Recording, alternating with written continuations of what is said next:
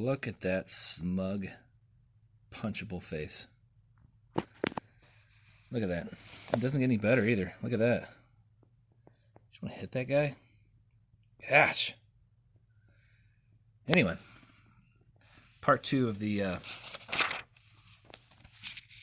Superman 39 review. My storage ran out, so just shut me off. This is the 16-page insert of the Lightning Racer story. It's not really good, but for a ad, it's got perfectly adequate art.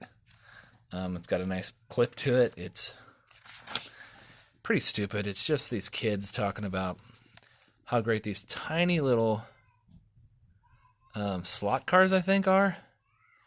The entire time. The size varies wildly. Sometimes they're tiny, sometimes they're shoebox size. Yeah.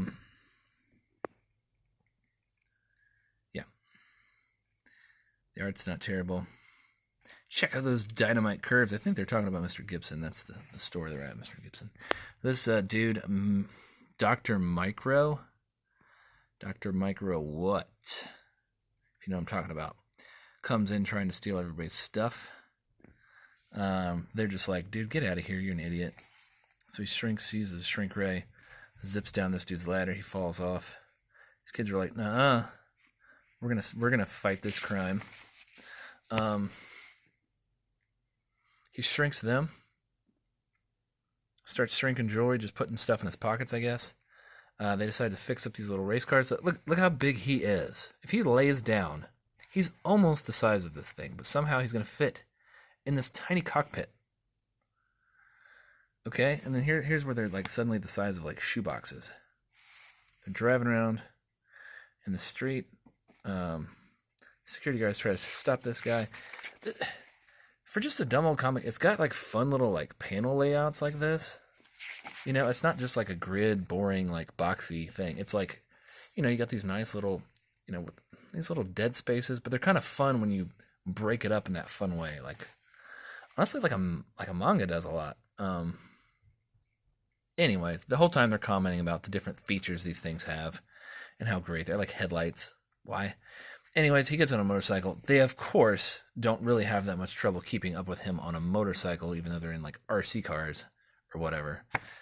You know, they bounce up this dude's head and talk about how it's got great traction and different tires and blah, blah, blah, blah, blah. It's pretty stupid.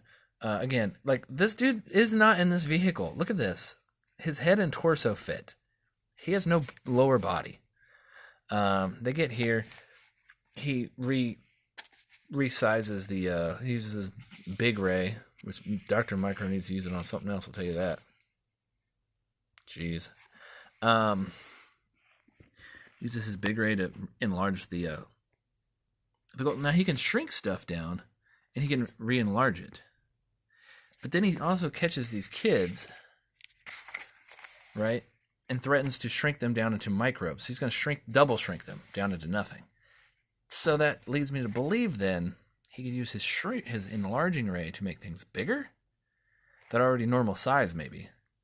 So he could steal like a gold coin and just enlarge it to like a manhole cover and be rich. Like he could be done already.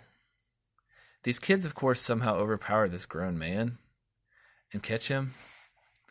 The cops show up and bust in and shoot them all to death. The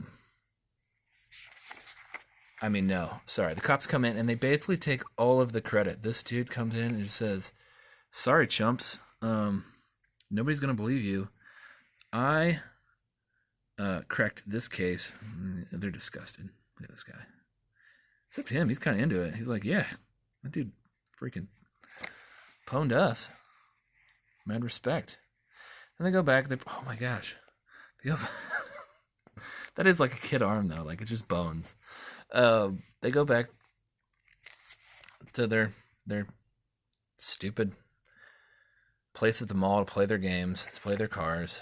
But I mean, it's like, you know, it's 80s art, early 90s. It's kind of not anything great. I love that this dude just, no one has any respect for this dude until he starts drinking stuff.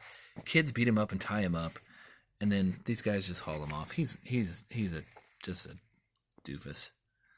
Then they tell you, you know, after all this driving in the street and like ramping up on boards and through windows to hit this dude in the head and kill him.